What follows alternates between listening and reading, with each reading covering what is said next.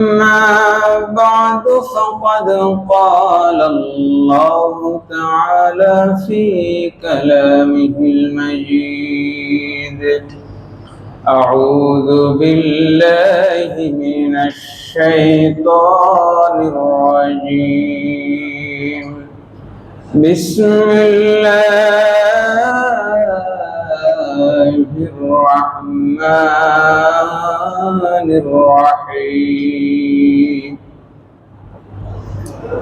أفرأيت الذي تولى وأعطى قليلا وأكدى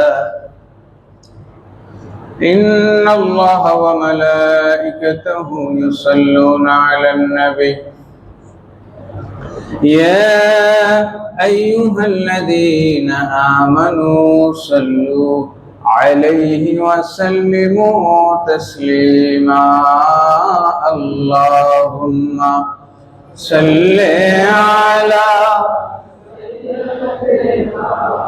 مولانا محمد وعلى آله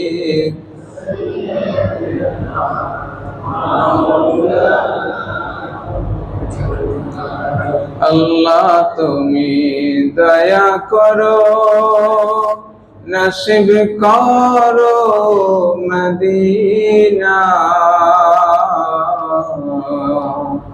নূর নবীকে না দেখাইয়া কবরেতে নিও না। আল্লাহুম্মা সাল্লি আলা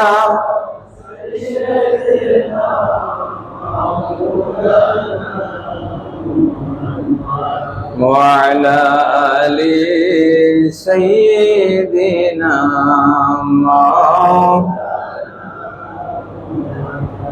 এই জগতে যার দিল ভাই নবীর জন্য কাঁদে না।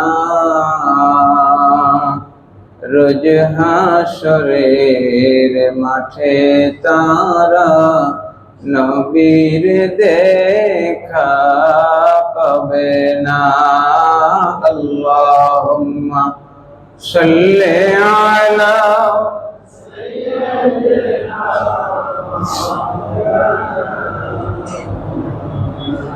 وعلى آل سيدنا مولانا لا إله إلا الله لا إله إلا الله لا إله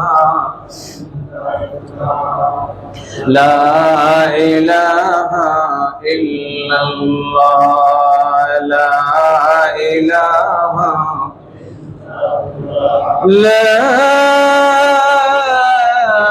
إله إلا الله محمد رسول الله صلى الله عليه وسلم। সকলেই জবান খুলে পড়ি আলহামদুলিল্লাহ। লাখো কোটি শুকর এবং সুজুদ আদায় করছি সেই রব্বে কায়নাতের দরবারে যিনি 1447 হিজরি সন, এই হিজরি সনের আজকে সর্বশেষ জুমা। চন্দ্র বৎসর অনুযায়ী এই বছরের আজকে শেষ জুমা, জিলহজের 25তম তারিখ। আজকের এই বছরের শেষ জুমায় আল্লাহ তাবারক ওয়া তাআলা আমাদেরকে তার ঘরে কবুল করেছেন। শুকরিয়া আদায় করে জবান খুলে বলি আলহামদুলিল্লাহ। এবং বিগত একটি বছর যাবৎ এই হিজরি বৎসরে আমাদের মাঝ থেকে রমজান গিয়েছে, কুরবানি গিয়েছে, হজ গিয়েছে। এই এক বছরে চন্দ্রবর্ষের যতগুলো ইবাদত আমরা করেছি, আল্লাহ যেন প্রত্যেকটি ইবাদত কবুল করেন, সকলে বলি আমিন। এবং এই বছরে আমাদের গুনাহগুলো যেন আল্লাহ রাব্বুল আলামিন মাফ করে দেন, বলি আমিন। হাজিরিন, খুতবার প্রারম্ভেই একখানা আয়াতে কারিমা তেলাওয়াত করেছি, যে আয়াতের মেসদাক হলেন আল্লাহর নবীর প্রিয় একজন সাহাবী হযরতে ওসমান রাদিয়াল্লাহু তাআলা। আজকে আমরা হযরতে ওসমান রাদিয়াল্লাহু তাআলা আনহুর জীবনী নিয়ে আলোচনা করব, কারণ ওসমান রাদিয়াল্লাহু তাআলা আনহুকে আল্লাহ রাব্বুল আলামিন এমন কিছু বৈশিষ্ট্য দান করেছেন, যেই বৈশিষ্ট্যগুলো এই পৃথিবীতে আর কোনো মানুষকে আল্লাহ দেন নাই, বলি সুবহানাল্লাহ। যেমন একটা বৈশিষ্ট্য হলো, আদম থেকে ঈসা আলাইহিস সালাতু ওয়াস সালাম আমাদের নবী পর্যন্ত যত আম্বিয়া কিরাম ছিলেন, কোন নবী তার দুই কন্যাকে একই ব্যক্তির সাথে বিয়ে দেন নাই। একমাত্র এই ক্ষেত্রে ব্যতিক্রম হচ্ছেন ওসমান। আল্লাহর হাবিব সাল্লাল্লাহু আলাইহি ওয়াসাল্লাম তার দুই কন্যা রুকাইয়া এবং উম্মে কুলসুম দুইজনকে হযরতে ওসমানের কাছে সমর্পণ করেছেন, বলেন সুবহানাল্লাহ। হযরত ওসমান রাদিয়াল্লাহু তাআলা আনহু হলেন নবী লূত আলাইহিস সালাতু ওয়াস সালামের পর এই উম্মতের মধ্যে সর্বপ্রথম ব্যক্তি যিনি সস্ত্রীক স্ত্রী সহ পরিবার নিয়ে হিজরত করেছেন, বলি সুবহানাল্লাহ। পৃথিবীর ইতিহাসে তার মতো লোক খুবই বিরল।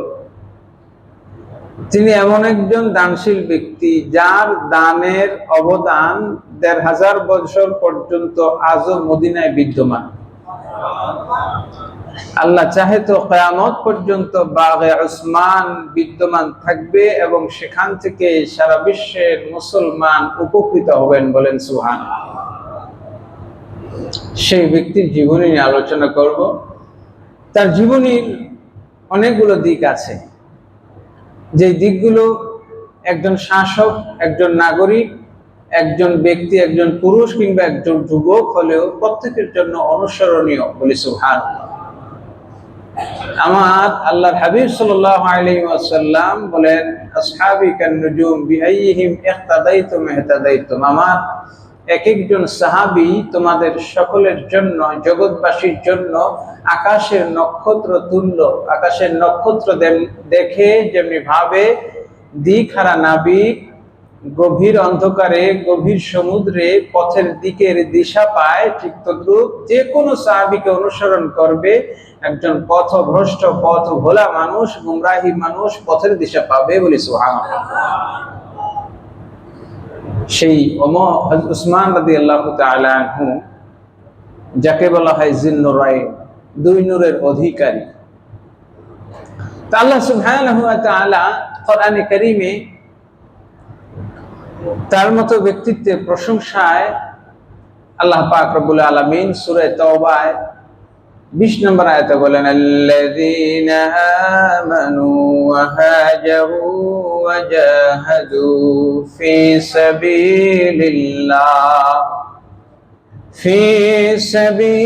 সাবিলিল্লাহি বিআমওয়ালিহিম ওয়া আনফুসিহিম। আল্লাহ রাব্বুল আলামিন বলেন, আল্লাযীনা আমানু, যারা ঈমান এনেছে, ওয়া হাজারু এবং হিজরত করেছে, ওয়া জাহাদু এবং জিহাদ করেছে, বলি সুবহানাল্লাহ। ফি সাবিলিল্লাহি, আল্লাহর রাস্তায়, বিআমওয়ালিহিম ওয়া আনফুসিহিম, নিজেদের সম্পদ দিয়ে, নিজেদের জান দিয়ে। জিহাদ অনেকেই যাদের সামর্থ্য নাই আর্থিক, তারা গায়ে খেটে জিহাদ করেছেন, আর যাদের আর্থিক সামর্থ্য আছে তারা শুধুমাত্র অর্থ দিয়ে জিহাদে অংশগ্রহণ করেছেন, হয়তো শারীরিক ভাবে অংশগ্রহণ করতে পারেন নাই। কিন্তু ওসমান রাদিয়াল্লাহু তাআলা আনহু, আল্লাহ পাক এখানে ঈমানদারের যে কয়টি বৈশিষ্ট্য বর্ণনা করেছেন সবগুলো ওসমানের মধ্যে আছে, বলেন সুবহানাল্লাহ। আল্লাহ বলছেন আল্লাযীনা আমানু, যারা ঈমান এনেছে। তো ওসমান রাদিয়াল্লাহু তাআলা আনহু কিভাবে ঈমান আনলেন? ওসমান রাদিয়াল্লাহু তাআলা আনহু এমন ভাবে ঈমান আনছেন, তিনি যখন সিরিয়ায় ব্যবসার জন্য গিয়েছেন, স্বপ্নে দেখতেছেন কেউ তাকে বলছে যে মক্কায় আহমদ নামের ব্যক্তি আগমন করেছেন। তখন তিনি স্বপ্নের এই কথাটা, তার খালা ছিলেন, তার খালার নাম হলো সওদা, তার কাছে এসে তিনি বললেন যে খালা, আমি এই স্বপ্নে দেখেছি। তখন তার খালা তাকে বললেন, তুমি দৌড়ে যাও, মক্কায় একজন নবী এসেছেন, তুমি তার হাত ধরে ইসলাম গ্রহণ করবে। সুবহানাল্লাহ বলবেন না? যাওয়ার পথে আব্দুর রহমান ইবনে আউফ এবং আবু বকর রাদিয়াল্লাহু তাআলা আনহুর সাথে তার প্রতিমধ্যে দেখা। আবু বকর রাদিয়াল্লাহু তাআলা আনহু সর্বপ্রথম ওসমানকে দেখে বললেন, ওসমান, নতুন একটা ধর্ম মক্কায় আসছে, আমি এই ধর্ম গ্রহণ করেছি, তুমি গ্রহণ করো। ওই সময় ওই মুহূর্তে আল্লাহ রাসূল ওই জায়গায় গিয়ে হাজির।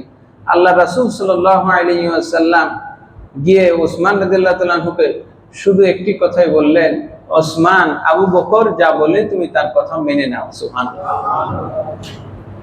ওসমান রাদিয়াল্লাহু তাআলা আনহু এতটুকু লজ্জাশীল ছিলেন যে কারো মুখের উপরে তিনি কখনো না বলতে পারতেন না। অর্থাৎ ঈমান তো ভিতর থেকে নিয়েছেন, কিন্তু মুখের উপরে কিভাবে বলবেন যে পরে আনবো বা পরে দেখি, চিন্তা করি, ভাবি, এই সুযোগও নেন নাই, বরং সঙ্গে সঙ্গে তিনি ইসলাম কবুল করেছেন। বলে সুবহানাল্লাহ। এই জন্য আল্লাহ পাক বলছেন, আল্লাযীনা আমানু ওয়া হাজারু। হিজরতের কথা যখন আসলো, আল্লাহ রাসূল বললেন যে মক্কায় মুসলমানদের নির্যাতন বেড়ে যাচ্ছে, তোমরা যারা চাও হিজরত করতে পারো, হাবশায়, এই দেশে, ওই দেশের বাদশা খুব ভালো, তোমরা চাইলে সেখানে হিজরত করতে পারো। হযরত ওসমান দাঁড়িয়ে গেলেন, ইয়া রাসূলুল্লাহ, আমি হিজরত করতে চাই, হিজরতের সওয়াব লাভ করতে চাই।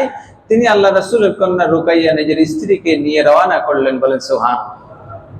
যাওয়ার সময় নবীজি চোখের পানি ছেড়ে বললেন, ওসমান, তোমার জন্য দোয়া করে দিচ্ছি, নবী লূতের পর এই উম্মতের মধ্যে সর্বপ্রথম সস্ত্রীক তুমি হিজরতের সৌভাগ্য, খুশনসিব অর্জন করেছো। বলি সুবহানাল্লাহ।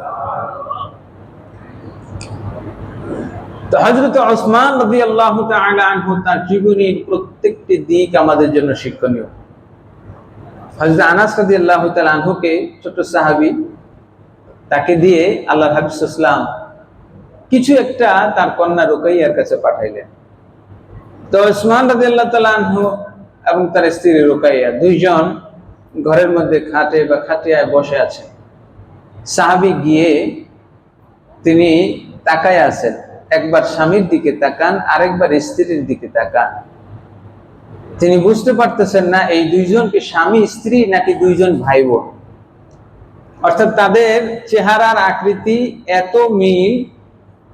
সাহাবী এসে বলতেছেন, ইয়া রাসূলুল্লাহ, ইয়া হাবিবাল্লাহ, আমি দুইজনের মধ্যে চেহারার, নারী পুরুষের বা স্বামী স্ত্রীর চেহারার এত মিল আমার চোখে আমি কখনো দেখি নাই।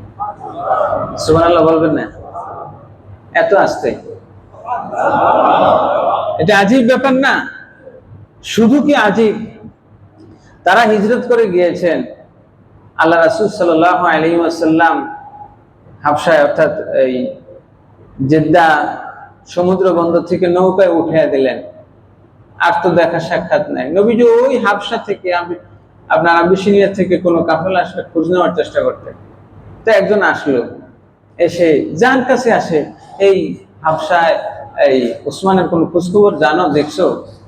এক সাহাবী এসে বললেন, ইয়া রাসূলুল্লাহ, ইয়া হাবিবাল্লাহ, আমি দেখি যে হাবশায় আপনার জামাই ওসমান স্ত্রী রুকাইয়াকে ওটে চড়িয়ে নিজে সেই উটটাকে টেনে নিয়ে যাচ্ছে। আল্লাহ রাসূল খুশি হয়ে গেলেন। এই দ্বারা কিন্তু আমাদের অনেকের জন্য শিক্ষণীয় আছে। কি শিক্ষণীয়? যে স্ত্রীকে সম্মান দেওয়া, স্ত্রীর খেদমত করা। আল্লাহ রাসূল বদরের যুদ্ধে যাচ্ছেন, 313 জন, ওইদিকে 1000। আচ্ছা, এই মুহূর্তে একটা সৈন্যের দরকার কত বেশি? একজন সৈন্য, একজন লোকের দরকার আছে না? কঠিন পরিস্থিতি, 3 গুণ সৈন্য, এই জায়গায় একটা মানুষও রাখা যাওয়া যায় না। ওই মুহূর্তে ওসমান রাদিয়াল্লাহু তাআলা আনহুর স্ত্রী রুকাইয়া অসুস্থ, বিছানায় শয্যাশায়ী। আল্লাহর হাবিব সাল্লাল্লাহু আলাইহি ওয়াসাল্লামের একজন সৈনিকের এত প্রয়োজন, কিন্তু এই কঠিন মুহূর্তে আল্লাহ রাসূল সাল্লাল্লাহু আলাইহি ওয়াসাল্লাম ওসমান রাদিয়াল্লাহু তাআলা আনহুকে বাড়িতে রেখে গেলেন। ওসমান, তুমি স্ত্রীর খেদমত করো, তুমি ঘরে স্ত্রীর খেদমত করো। আল্লাহ চাহে তো তোমাকে বদরের মুজাহিদ হিসেবে আমি তালিকাভুক্ত করে নেব, তুমি বদরের মুজাহিদ হিসেবে স্বীকৃতি লাভ করবে। পৃথিবীতে একমাত্র ব্যক্তি যিনি যুদ্ধে যান নাই, যুদ্ধে অংশগ্রহণ করেন নাই, কিন্তু যুদ্ধের গনিমত আল্লাহ পাক ওসমানকে দিয়েছেন। কারণ তিনি যুদ্ধে যেতে চেয়েছেন জিহাদে, কিন্তু যাইতে পারেননি কারণ তার স্ত্রী অসুস্থ।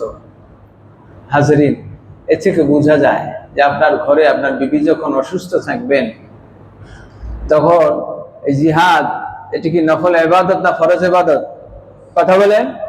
ফরজ ইবাদত রাসূলের সাথে জিহাদে যাওয়া, কিন্তু ওই ক্ষেত্রেও অর্থাৎ স্ত্রীর সেবায় ওই ক্ষেত্রেও আপনাকে ছাড় দেওয়া হয়েছে। কিন্তু আমাদের সমাজে আমরা কি দেখি, যে ঘরে বউ ফলায় রেখা দিন কায়েমে নফল ইবাদতে উনি দৌড়ায়, আছে নাকি নাই? লাঠি বস্তা নিয়ে বিভিন্ন জায়গায় দৌড়াইতেছে। এদিকে এরকম হাজারো ঘটনা আছে, স্ত্রী সন্তান সম্ভব হামেলা, ঘরে কেউ নাই, দেখার কেউ নাই, আল্লাহর হাওলা ছেড়ে দিয়ে চলে যায়। তো উসমান রাদিয়াল্লাহু তাআলা আনহু তিনি যখন আল্লাহ রাসূলের কথা ইসলাম গ্রহণ করলেন, হিজরত করলেন, এবং বদরের যুদ্ধ থেকে ফিরে যেদিন আসবেন খুশির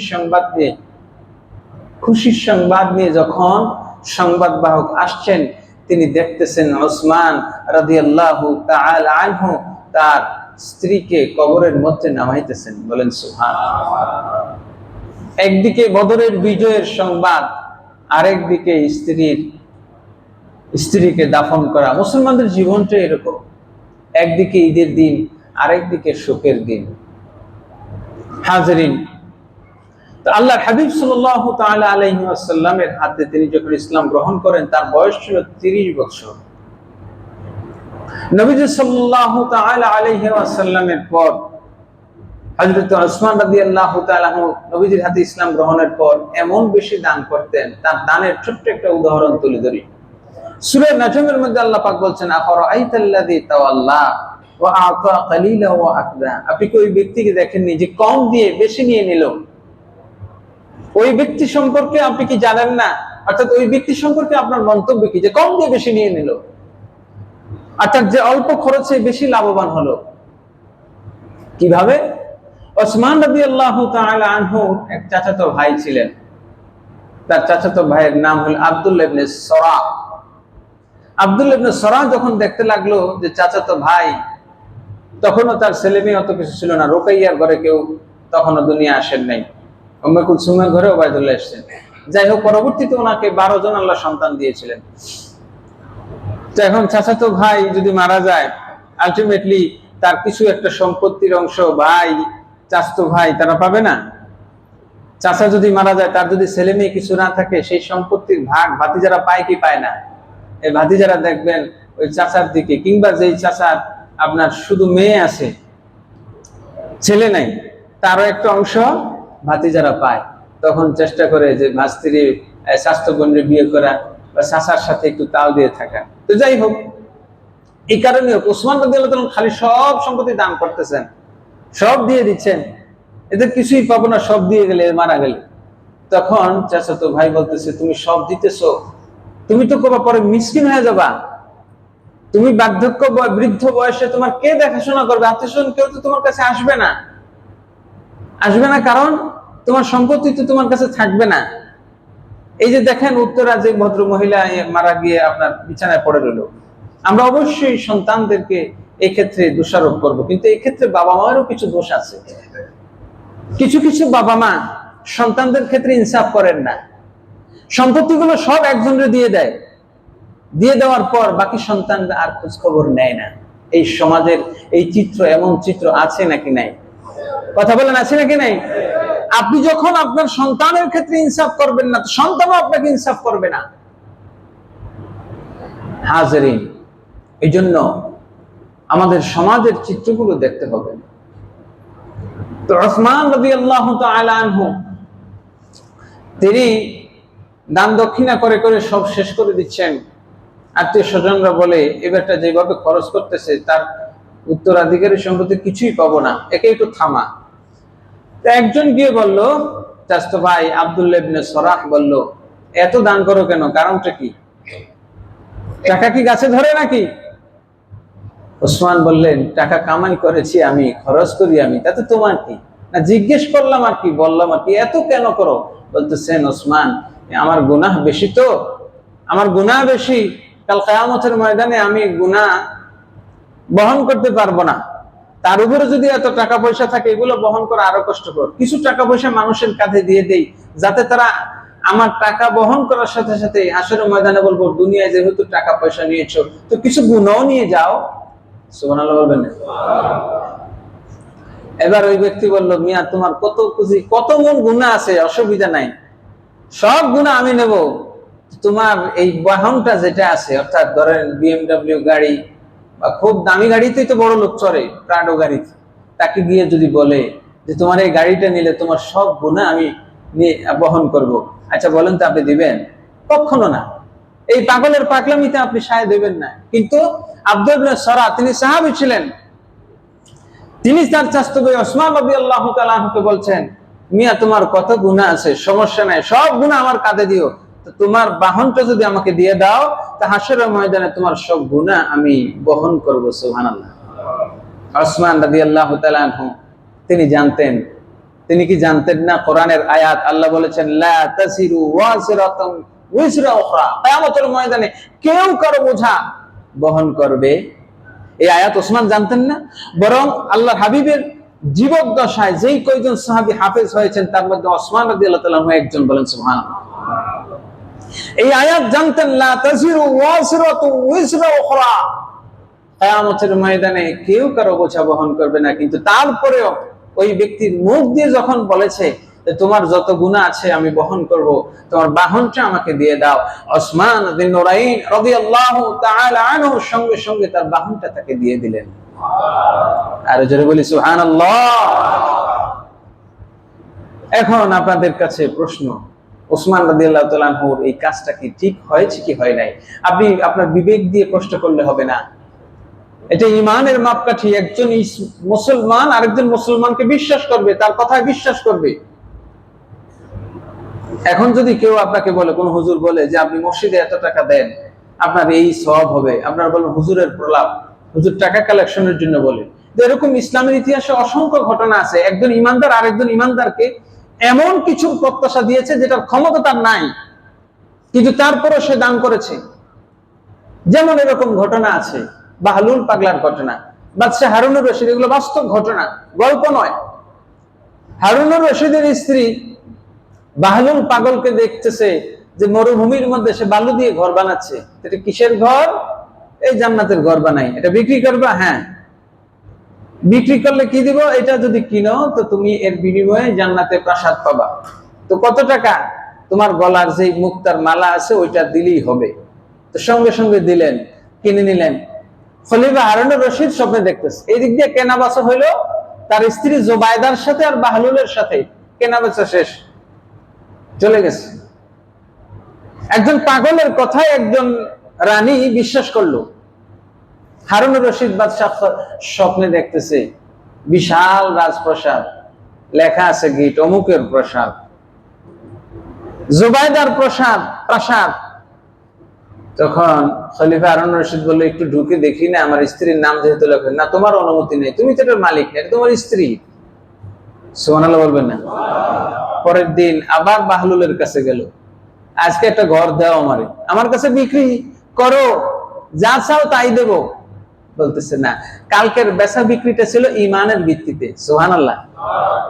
আজকের বেচা বিক্রি স্বপ্নের ভিত্তিতে। সে তো ঈমান দিয়ে বিশ্বাস করেছে যে আমি পাগলা হলে কি হবে, আমি ঈমানের কথা বলছি। এই জন্য জুবাইদা বিশ্বাস করে কিনেছে। আর শুধু তার ঈমান কারণে, ইয়াকিনের কারণে আল্লাহ পাক তাকে সেই জিনিসটা দিয়ে দিয়েছেন। আচ্ছা বলেন তো, জান্নাতের মালিক কি বাহলুল না আল্লাহ? কিন্তু বাহলুল প্রতিশ্রুতি যেহেতু দিয়ে দিছে, আর জুবাইদা যেহেতু কিনছে কার সন্তুষ্টির জন্য? কথা বলেন। আল্লাহ পাক দুইজনকেই প্রতিদান দিয়ে দিছেন। তো জিনিসটা এভাবে যে কেউ কারো বোঝা বহন করবে এমনটি নয়। ওসমান রাদিয়াল্লাহু তাআলা আনহু জানতেন যে সে কখনোই পারবে না আমার গুনার বোঝা বহন করতে, কিন্তু সে তো ঈমানদার, সে তো বলছে। সুতরাং তিনি তার বাহনটা দিয়ে দিলেন। আল্লাহ পাক বলে দিয়েছেন কোরআনের মধ্যে, আফরাআইতাল্লাযী তাওয়াল্লা, ওই ব্যক্তি সম্পর্কে কি আপনি জানেন যে অনুগামী হলো আতা এবং দিয়ে দিল কালিলা ও আকদা, ছোট্ট একটা বাহন দিয়ে নিজের জীবনের সমস্ত গুনাহ আরেকজনের ঘাড়ে চাপায় দিল। সুবহানাল্লাহ। এটাই হলো কেনা বেচা। এটাই হলো জান্নাতের কেনাবেচা। দুনিয়ার এই পৃথিবীতে জগতের মধ্যে মানুষ অনেক কিছু কেনাবেচা করে, আমরা প্রত্যেকে বেচা বিক্রি করি। এই বেচা বিক্রির মধ্যেও আল্লাহ পাক বলছেন, ইন্নাল্লাহা ইশতারা মিনাল মুমিনিনা আনফুসাহুম বিআন্না লাহুমুল জান্নাহ, ঈমানদারদের জীবনটা আমার আল্লাহ কিনে নিয়েছেন। এই জগতের বুকে কেউ দেহ বিক্রি করে খায়, আছে নাকি নাই? কেউ ঈমান বিক্রি করে খায়, কেউ ইসলাম বিক্রি করে খায়, কেউ নামাজ রোজা বিক্রি করে খায়, কেউ টুপি বিক্রি করে খায়, কে আল্লাহ নামের জিকির বিক্রি করে খায়। যেমন ভিক্ষুক, সে যে জিকির করে কি আল্লাহর জন্য না টাকার জন্য? কথা বলেন। তাহলে সে বিক্রি করতেছে আল্লাহর জিকিরকে, আছে নাকি নাই? সে মাথায় একটা টুপিও লাগাইছে কি সুন্নত হিসেবে না টাকার জন্য? হাজারিন, কে এক একজন এক এক ব্যবসা করে। ওসমান রাদিয়াল্লাহু তাআলা আনহু ব্যবসায়ী ছিলেন। আল বিদায়া ওয়ান নিহায়ার মধ্যে দেখলাম, তিনি যখন মারা যাবেন, আজকে আর কালকের কথা নয়, তিনি যখন মারা যাবেন ১৫০০ বছর পূর্বে, তার কোষাগারের মধ্যে ৩০ কোটি এর অধিক দিরহাম ছিল। সুবহানাল্লাহ। ৫ লক্ষ দিনার, দিনার মানে স্বর্ণ মুদ্রা ছিল। এবং এই সমস্ত টাকাগুলো মানুষ লুট করে নিয়ে গেছে, একটা টাকাও তার পরিবার পায়নি। তিনি যে কয়দিন মানে তাকে অবরুদ্ধ করে রাখা হয়েছে, ওই কয়দিন সময়ও একজন সাহাবী এসে বললেন, তার ঘরের একজন পরিচারিকা খাদেমা এসে বললেন, আমার একটা ছেলে হয়েছে। তিনি বললেন যে তাকে এই ছেলের জন্য আমি 50 দিরহাম প্রতি মাসে বরাদ্দ করলাম, এই মাসেরটা নিয়ে যাও। আগামী মাস যদি আমি হায়াতে বেঁচে থাকি তাহলে 100 দিরহাম করে তাকে আমি প্রতি মাসে দেব। সুবহানাল্লাহ। তো এইভাবে হযরত ওসমান রাদিয়াল্লাহু তাআলা আনহু দান করতেন, এবং তাদের ঈমান ইয়াকিন গুলো এভাবে দৃঢ় ছিল, মজবুত ছিল। আজকের পৃথিবীতে দাঁড়িয়ে আমরা বহু মানুষ দেখি দানশীল, বহু মানুষ দেখি বিত্তশালী, বহু মানুষ দেখি সম্পদের পাহাড় করেছে। গতকালকে একটা তো সংবাদে দেখলাম, এক ব্যক্তি মানে এত পরিমাণ বাংলাদেশি টাকা নিয়ে গিয়েছে ব্যাংক থেকে। ওই ব্যক্তির আপনার বলা হচ্ছে যে 1000 টাকার একটা নোটের ওজন হলো 1 গ্রাম। তো এরকম দৈনিক 2 কেজি খাবার যদি খায়, খাবার হিসেবে যদি 1000 টাকার নোটও খায়, যেই পরিমাণ টাকা নিয়ে তিনি গিয়েছেন, এই টাকাগুলোই খাবার হিসেবে খাইতে খাইতে তার অন্তত 30,000 বছর বাঁচা লাগবে। এবার চিন্তা করে দেখেন কি পরিমাণ টাকা একজন ব্যক্তি নিয়েছেন। নাউজুবিল্লাহ বলবেন না? থাকতেই পারে। ওসমান রাদিয়াল্লাহু তাআলা আনহু সম্পত্তিশালী, বিত্তশালী, তিনিও বিত্তশালী। কারুনও সম্পদশালী ছিল, কিন্তু পৃথিবীর ইতিহাস কাউকে স্মরণ রাখেনি, স্মরণ করেনি ওসমান রাদিয়াল্লাহু তাআলা আনহুর মতো। এত কিছু করার পরেও, এত কিছু যে মানুষটা করলো, সেই মানুষটাকে এই পৃথিবীর মানুষ তার কল্লাটা কেটে জবাই করে তার ঘরে রেখে, কোরআন তেলাওয়াত অবস্থায় তাকে রেখে, তাকে জবাই করে ঘরের মধ্যে রেখে তারপরে চলে গেল। নাউজুবিল্লাহ বলবেন না? আপনি সমাজের জন্য করবেন, জীবনটা বিলিয়ে দিবেন, তারপরেও এই সমাজের কিছু মানুষই আপনার কপালে বন্দুক ঠেকাবে, আপনার গলায় ছুরি ধরবে। হাজরিন, হযরত ওসমান রাদিয়াল্লাহু তাআলা আনহু তিনি যখন শাহাদাত বরণ করবেন, ওই সময় তিনি রোজা অবস্থায় ছিলেন, কোরআনে কারীম তেলাওয়াতরত অবস্থায় ছিলেন। কোরআনে কারীমের একটা আয়াত, আল্লাহ রাব্বুল আলামিনের কোরআনের একটা আয়াত তার রক্তে রঞ্জিত হয়ে গেল, ফাসায়াকফিকাহুমুল্লাহু ওয়া হুয়াস সামিউল আলীম। আপনার জন্য আল্লাহই যথেষ্ট, তিনি সব শুনেন, সব দেখেন। এই আয়াতটা ফুটে উঠলে তার রক্তে রঞ্জিত হয়ে গেল যে মৃত্যুর পরেও আমার আল্লাহ রাব্বুল আলামিন যে ওসমানের শান, ওসমানের মর্যাদা কোরআনের বিভিন্ন জায়গায় বর্ণনা করেছেন। তার শাহাদাতের পর আমার আল্লাহ তার রক্তে রাঙায়াত, তার শাহাদাতের বিনিময়টা, প্রতিদানটা কোরআনের অক্ষরে অক্ষরে ফুটিয়ে দিয়ে বলছেন, ফাসায়াকফিকাহুমুল্লাহ ওয়া হুয়াস সামিউল আলীম। তোমার জন্য আল্লাহ যথেষ্ট, তিনি সব দেখতেছেন, সব শুনতেছেন, সব জানছেন তোমার প্রতি, তোমার সাথে কি জুলুম করা হচ্ছে। হাজরিন, অনেক সময় আমরা আত্মীয় স্বজন, ভাই বেরাদার, ভাই ভাতিজা বোন ভাগিনা অনেকের জন্য আপনি করতেছেন, সবার জন্য করতেছেন, কিন্তু দেখতেছেন এত কিছু করার পরেও তারা, আপনি যাদের জন্য করতেছেন তারাই আপনাকে আবার পেছনে পেছনে ক্ষতি করার চেষ্টা করছে। কি বলেন, সমাজে এরকম আছে না? আছে নাকি নাই? আছে। আল্লাহ পাক আপনার ব্যাপারেই বলছেন যে ফাসায়াকফিকাহুমুল্লাহ, তোমার ব্যাপারে তাদের জন্য আল্লাহ যথেষ্ট, তিনি সব শুনেন এবং দেখেন। তোমার ক্ষতি করার জন্য কে কি চেষ্টা করছে সব তিনি দেখেন। তো হযরত ওসমান রাদিয়াল্লাহু তাআলা আনহুকে আল্লাহ রাব্বুল আলামিন এত শান, এত মান, এত মর্যাদা দিয়েছেন।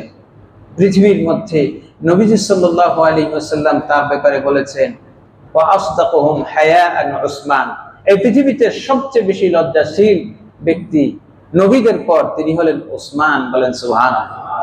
দরুদ শরীফ পড়ুন। হাজিরিন, হযরত ওসমান রাদিয়াল্লাহু তাআলা আনহু তিনি কেমন লজ্জাশীল ছিলেন, তার জীবনের অনেকগুলো দিক আছে। আসলে ব্যক্তির মর্যাদা শুধু সম্পত্তির কারণেই হয় না। ওসমানের মতো সম্পত্তি মক্কায় আরো 2-4 জনের ছিল, কিন্তু তার মতো এত ব্যক্তিত্ব অন্য কারো ছিল না। যে তার মতো লজ্জাশীল, কেমন লজ্জাশীল, আল্লাহর হাবিব সাল্লাল্লাহু আলাইহি ওয়াসাল্লাম পর্যন্ত, ফেরেশতারা পর্যন্ত তাকে লজ্জা করতেন। সুবহানাল্লাহ বলেন। আল্লাহ রাসূল সাল্লাল্লাহু আলাইহি ওয়াসাল্লাম 4 জন সাহাবীর ব্যাপারে 4টা কথা বলেছেন। আরহামু উম্মতি বি উম্মতি আবু বকর, আমার উম্মতের জন্য সবচেয়ে দয়ালু সাহাবী হলেন হযরত আবু বকর। বলি সুবহানাল্লাহ। কেমন দয়ালু? বদরের যুদ্ধে যখন 70 জনকে বন্দী করে আনা হলো, এক একজন এক এক কথা বললেন। আবু বকর রাদিয়াল্লাহু তাআলা আনহু বললেন, ইয়া রাসূলুল্লাহ, মক্কা থেকে যে 70 জন ধরে আনছেন এগুলো তো আমাদেরই লোক, কুরাইশ বংশেরই লোক।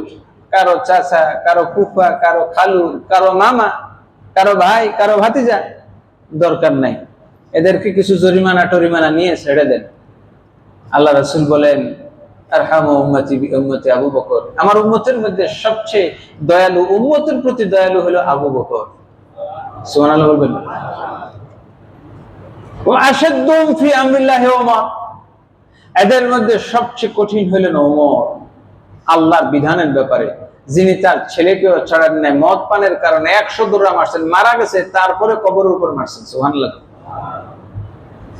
ওমর রাদিয়াল্লাহু তাআলা ওই বন্দীদের ব্যাপারেই বলে উঠলেন, ইয়া রাসূল, একটারও রাখবেন না। মানে আবু বকরের বিপরীত, একটারও রাখবেন না। বরং কি করবেন, যার যার আত্মীয় যেটা আছে, যদি আমার রক্তের কেউ থাকে ওইটারে আমার হাতে দিবেন, ওইটারে আমি খুন করব। আবু বকরের আত্মীয় যেটা আছে ওইটারে তার হাতে দিবেন, সে নিজ হাতে খুন করবে। কারণ এগুলো বড় বদমাশ, আমাদেরকে জ্বালাইছে, রক্তের লোক হয়ে মক্কায় আমাদের কষ্ট দিচ্ছে। আরে দূর সম্পর্কের লোক জ্বালাইতো, তার দুঃখ ছিল না, রক্তের লোক হয়ে আবার বেঈমানি, রক্তের সাথে বেঈমানি করে কেন, এগুলোরে আগে মারেন। তাহলে দেখেন, 2 জন সাহাবী 2 ক্যাটাগরির। এরপরে আল্লাহ রাসূলের সাহাবী ওসমান রাদিয়াল্লাহু তাআলা আনহু সম্পর্কে আল্লাহ রাসূল বললেন কি, ওয়া আসদাকুহুম হায়াআন উসমান। আর 2 জন 2 প্রকৃতির গেল, এদের মধ্যে তৃতীয় জন যিনি ওসমান, তিনি হলেন লজ্জাশীলতায় সবচেয়ে বেশি ঊর্ধ্বে। বলেন সুবহানাল্লাহ। ওসমান বলতেছেন, যেই দিন থেকে আমি এই হাত দ্বারা রাসূলের হাত স্পর্শ করেছি, যেদিন থেকে এই হাত রাসূলের হাতে স্পর্শ করেছি, ওই দিনের পর থেকে আমি আর জীবনে কখনো আমার এই হাত আমার লজ্জাস্থানে স্পর্শ করিনি। আল্লাহ রাসূল নিজেও তাকে লজ্জা করতেন। কেমনে? আয়েশা সিদ্দিকা রাদিয়াল্লাহু তাআলা আনহার বুকের দিকে হেলান দিয়ে নবীজি বসে আছেন। আয়েশা রাদিয়াল্লাহু তাআলা আনহা ঘোমটা নিয়ে বসে আছেন। এই মুহূর্তে হযরত আবু বকর আসলেন, অনুমতি চাইলেন। নবীজির পা সামনের দিকে ছড়ানো, বসে আছেন হেলান দিয়ে। আবু বকর রাদিয়াল্লাহু তাআলা অনুমতি চাইলেন, নবীজি ওই অবস্থায় অনুমতি দিলেন, ওই অবস্থায় হেলান দিয়ে কথা বললেন। আবু বকর চলে গেলেন। কারণ আবু বকর একজন হলো, আবু বকর রাসূলের শ্বশুর, আর আয়েশা রাদিয়াল্লাহু তাআলা আনহা হইলেন তার কন্যা। সমস্যা নেই, চলে গেলেন। ওমর রাদিয়াল্লাহু তাআলা আনহা আসছেন, ওই সময় ছিলেন হাফসা রাদিয়াল্লাহু তাআলা আনহা। আল্লাহর হাবিব সাল্লাল্লাহু আলাইহি ওয়াসাল্লাম ওইভাবে হেলান দিয়েছেন, তিনি পর্দা করতেছেন, আয়েশা রাদিয়াল্লাহু তাআলা আনহা। আল্লাহ রাসূল সাল্লাল্লাহু আলাইহি ওয়াসাল্লাম ওইভাবেই আছেন, নরেন টরেন নাই। ওমর রাদিয়াল্লাহু তাআলা আনহু তিনিও তার কাজ ছেড়ে কথা বলে চলে গেলেন।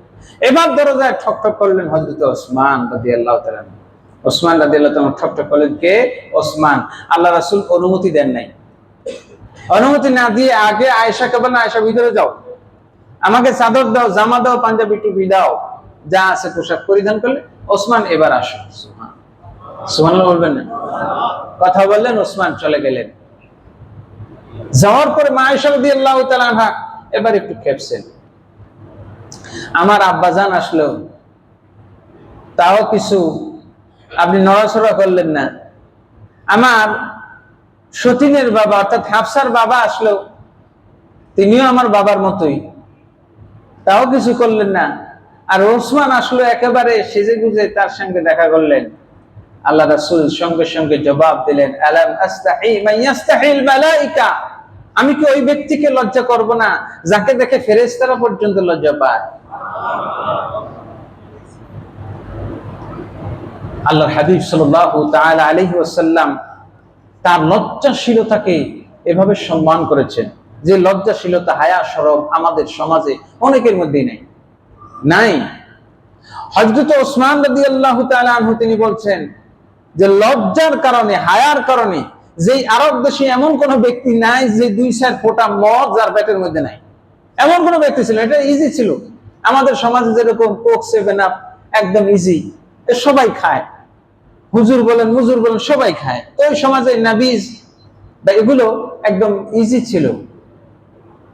হযরত ওসমান রাদিয়াল্লাহু তাআলা তিনি বলছেন, শুধুমাত্র লজ্জার কারণে আমি এই মদ নামক জিনিসটা কোনোদিন স্পর্শ করি নাই, কারণ এটা খায়া যদি মাতলামি আসে, আর মাতলামি করতে যদি আমার কাপড় খুলে ফেলাই কারো সামনে, জীবনে আমি আর মুখ দেখাতে পারবো না। সুবহানাল্লাহ। জাহিলি যুগে পর্যন্ত তার মধ্যে এই লজ্জাশীলতা ছিল, এই হায়াটুকু ছিল। আজকে ইসলামী যুগে এসে আমাদের সমাজে এই লজ্জাশীলতা নাই। কেমনে নাই? কাপড় একখান বুড়া বুড়া মানুষ দেখি মাঝে মধ্যে হাফ প্যান্ট পরে বাইরে হয়ে গেছে। কি আশ্চর্য, কি আজীব ব্যাপার! তার মধ্যে কি এতটুকু লজ্জাবোধ নাই?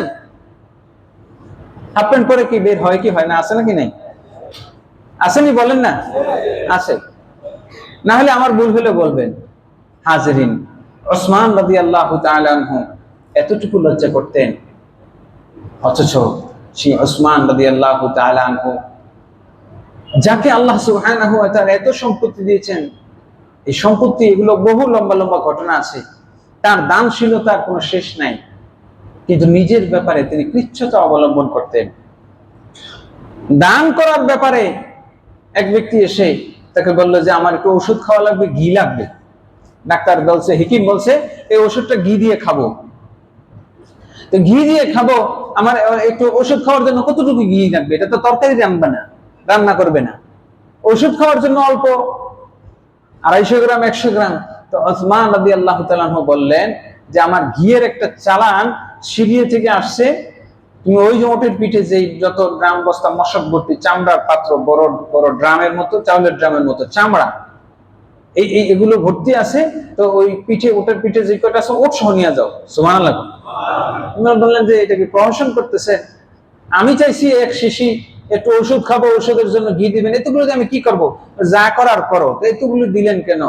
বলতেছে তুমি চাইছো তোমার প্রয়োজন অনুযায়ী, আর আমি আমার স্বার্থ অনুযায়ী দান করছি। তাহলে এই যে জিনিসটা দান করার বিষয়টা আমরা শিখি। আপনার কাছে একজন ভিক্ষুক আসলো, ধরেন আপনি শত শত কোটি টাকার মালিক, আপনি যদি তারা 5টা টাকা দেন, এতে আপনার ইজ্জত থাকে? কারণ আপনি টাকা অনুযায়ী দিবেন। 5 টাকা তো দিবে সাধারণত রিক্সাওয়ালা, যে ডেইলি 500-700 টাকা ইনকাম করে, সে 5-10 টাকা দিলে এটা তার জন্য খাটে। কিন্তু আপনি 10 কোটি টাকার মালিক, আপনি যদি 5 টাকা দান করেন, এটা আপনার জন্য খাটে? একজন ফকির এক বাসায় গেছে ভিক্ষা করতে। বিশাল রাজকীয় গেট থাকে না, বিশাল রাজকীয় গেট, ভিক্ষা করতে ঠকঠক করছে। তো গেটের ফাঁক দিয়া মনে করেন আদা শিখি 4 আনা পয়সা দিছে। দেওয়ার পরে ভিক্ষুকের উঠছে জিদ, বিশাল কুড়াল নিয়ে এই দরজা ভাঙবে। কেন? এই দরজা তোমার দোষ করছে কি? হয় এই দানের পরিমাণ দরজা অনুযায়ী দান হবে, আর না হলে দান অনুযায়ী দরজা ভাঙ্গে ছুঁড়ে এটাকে ফকিরের ঘর বানায় দেয়, কারণ এখান থেকে যে সিকি পয়সা দিছে এই সিকি এই দরজা অনুযায়ী আসে নাই। কথা বুঝতে পারছেন হাজিরিন? তো ওসমান রাদিয়াল্লাহু তাআলা আনহু ছিলেন এত বড় মাপের ব্যক্তি। আল্লাহ সুবহানাহু ওয়া তাআলা যেমন তাকে ব্যক্তিত্ব দিয়েছেন তেমন তাকে ধৈর্য দিয়েছেন। তিনি যখন 24 হিজরিতে খলিফা হলেন তার প্রথম একটা বিচার আসলো। আমরা খুব সংক্ষেপে এই ঘটনাটা বলে শেষ করে দেব। যেমন তার মধ্যে দানশীলতা ছিল, তেমন তার মধ্যে লজ্জাশীলতা ছিল, তেমন তার মধ্যে জ্ঞান ছিল, হিকমত ছিল, প্রজ্ঞা ছিল। ওসমান রাদিয়াল্লাহু তাআলা আনহুর মধ্যে তেমন ধৈর্য ছিল। হযরত ওসমান রাদিয়াল্লাহু তাআলা আনহু 24 হিজরির জিলহজ মাসের শেষ দিকে বা মুহররম মাসের শুরুর দিকে তিনি খলিফা নির্বাচিত হলেন। খলিফা নির্বাচিত হওয়ার পর সর্বপ্রথম যেই বিচার ফয়সালাটা তার আদালতে আসলো, মামলাটা আসলো, সেটা হলো ওমর রাদিয়াল্লাহু তাআলা আনহু তার পূর্বের খলিফা ছিলেন। ওমর রাদিয়াল্লাহু তাআলা আনহুকে শহীদ করেছিল আবু লুলু ফিরোজ। নাম কি? আবু লুলু ফিরোজ। এই লোক ওমর রাদিয়াল্লাহু তাআলা আনহুকে হত্যা করেছে। হত্যা করার পর হত্যার পরে ওমর রাদিয়াল্লাহু তাআলা আনহু অসুস্থ, অর্থাৎ তাকে আঘাত করার পর তিনি 3 দিন অসুস্থ ছিলেন, মরে যাবেন এটা নিশ্চিত। ওই মুহূর্তে আবু লুলু ফিরোজকে আটক করা হলো। তাকে তিনি বলেন, আমি যদি মারা যাই তাকে তার কতল করে ফেলবো। এই দিক দিয়ে ওমর রাদিয়াল্লাহু তাআলা আনহুর ছেলে ওবাইদুল্লাহ তিনি কি করলেন, বাপের হত্যাকারীর প্রতিশোধ নিতে গিয়ে আবু লুলু ফিরোজকে যেই দুইজন সহযোগিতা করেছে তাদের একজনের নাম হলো মুফায়না, সেও খ্রিস্টান ছিল, আরেকজনের নাম আল হারমুজ, মাজুসি, অগ্নিপূজক, ইরানের ছিল। এই দুইজনকে ওমর রাদিয়াল্লাহু তাআলা আনহুর ছেলে হত্যা করে ফেললেন। এখন হত্যার নিয়ম হলো যদি কেউ কাউকে হত্যা করে তাকে হত্যা করা যাবে, কিন্তু হত্যার সহযোগিতা যে করছে মানে পরোক্ষভাবে তাকে হত্যা করা যাবে না। কিন্তু উনি তো হত্যা করে ফেলছে, এখন তাকে মানে তাকে কতল করতে হবে, বিচার ফয়সালা হবে। আলী রাদিয়াল্লাহু তাআলা আনহু ফয়সালা দিলেন, যেহেতু ওবাইদুল্লাহ হত্যা করেছে সুতরাং তার ফয়সালা হলো আলী রাদিয়াল্লাহু তাআলা ফয়সালা দিলেন, তার ফয়সালা হলো ওবাইদুল্লাহকে হত্যা করা হবে। সাহাবায়ে কেরাম বলেন 2 দিন আগে বাপ মারা গেল আর 2 দিন পরেই ছেলেকে হত্যা করে, এটা কেমন হবে? হযরত ওসমান রাদিয়াল্লাহু তাআলা আনহু দেখেন তিনি বাদশা ছিলেন, তিনি বাদশা হন, যিনি খলিফা হন, তাকে বিচক্ষণ হতে হয়, তাকে উদার হতে হয়। তিনি চিন্তা করলেন যে আমি এখন তার বাবাকে হত্যা করেছে, সে প্রতিশোধ নিয়েছে, এটার বিচারও করতে হবে, আবার তাকেও বাঁচাইতে হবে।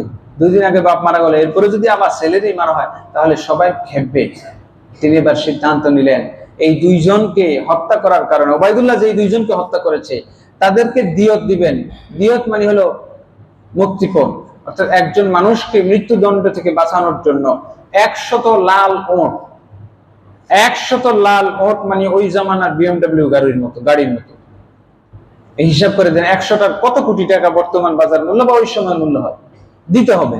ওসমান রাদিয়াল্লাহু তাআলা আনহু সিদ্ধান্ত নিলেন যে একটা প্রাণ বাঁচানোর জন্য, আমি ওবাইদুল্লাহকে রক্ষা করার জন্য আমি ওই দুইজনের যে মুক্তিপণ আছে, দিয়ত আছে, আমি আমার নিজ সম্পত্তি থেকে তাদেরকে দিয়ে দেব।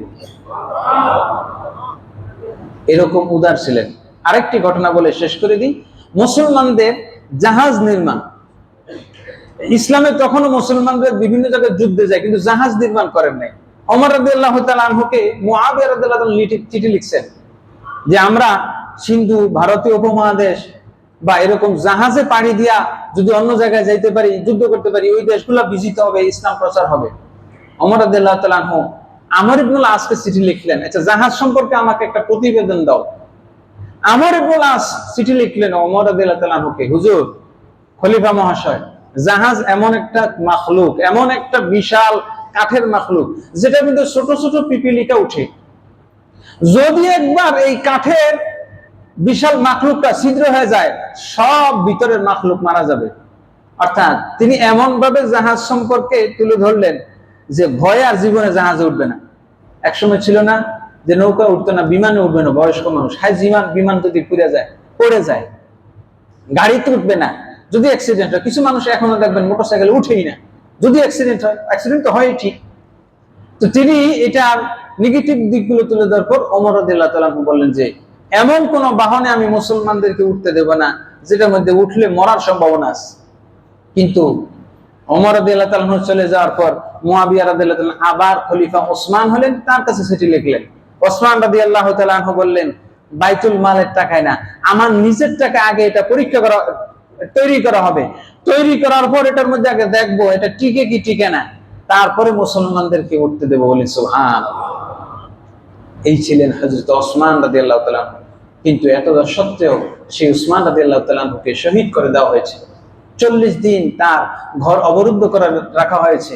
তিনি নিজ টাকায় যে বীরে রুমা কিনে মুসলমানদের জন্য উন্মুক্ত করেছিলেন, পানির অভাব দূর করেছিলেন, সেই পানিটার লাইনটা তার বাড়িতে বন্ধ করে দেওয়া হলো। আপনি নিজে একটা নলকূপ স্থাপন করলে সেই লাইন আপনার বাড়িতে দিলেন, সবার জন্য উন্মুক্ত করে দিলেন, সেই লাইনটা কেটে দেওয়া হলো। আপনি বুঝেন কতটুকু নিষ্ঠুর আচরণ করা হয়েছে ওসমান রাদিয়াল্লাহু তাআলার সাথে। তারপরেও তিনি লড়াই করেননি। ওই মুহূর্তে তিনি যদি বর্তমান রাজা বাদশাদের মতো যারা ক্ষমতা টিকিয়ে রাখার জন্য মানুষের বুকের মধ্যে গুলি চালাতে দ্বিধা করে না, তাদের জায়গায় খলিফার পার্থক্য এটাই, তিনি নিজের জীবন দিয়েছেন। তার কি সৈন্যবাহিনী ছিল না? বিদ্রোহীরা কয়জনই ছিল, কিন্তু তিনি বললেন আমার একার জীবনটা চলে যাক, আর একটা জীবনও যেন না যায়। ওসমান রাদিয়াল্লাহু তাআলা আনহু নিজের জীবন দিয়ে দিলেন, কিন্তু মদিনায় আর একটা হত্যাকাণ্ড হতে দিলেন না। বলেন সুবহানাল্লাহ। নিজের জীবন দিয়ে ইসলামকে রক্ষা করে গেলেন, দ্বীনের ইজ্জতকে রক্ষা করে গেলেন। এটাই হলেন ওসমান। হাজরিন, আল্লাহ তাবারক ওয়া তাআলা ওসমান রাদিয়াল্লাহু তাআলা আনহুর জীবনী থেকে শিক্ষা গ্রহণ করা, তার জীবনের যে দিকগুলো আমরা আলোচনা করলাম, লজ্জাশীলতা, দানশীলতা, উদারতা, ধৈর্য, এই জিনিসগুলো যেন আমরা অর্জন করতে পারি। আল্লাহ পাক তৌফিক দান করুন। সকলে বলি আমিন। ওয়া আখিরু দাওয়ানা আনিল হামদুলিল্লাহি রাব্বিল আলামিন।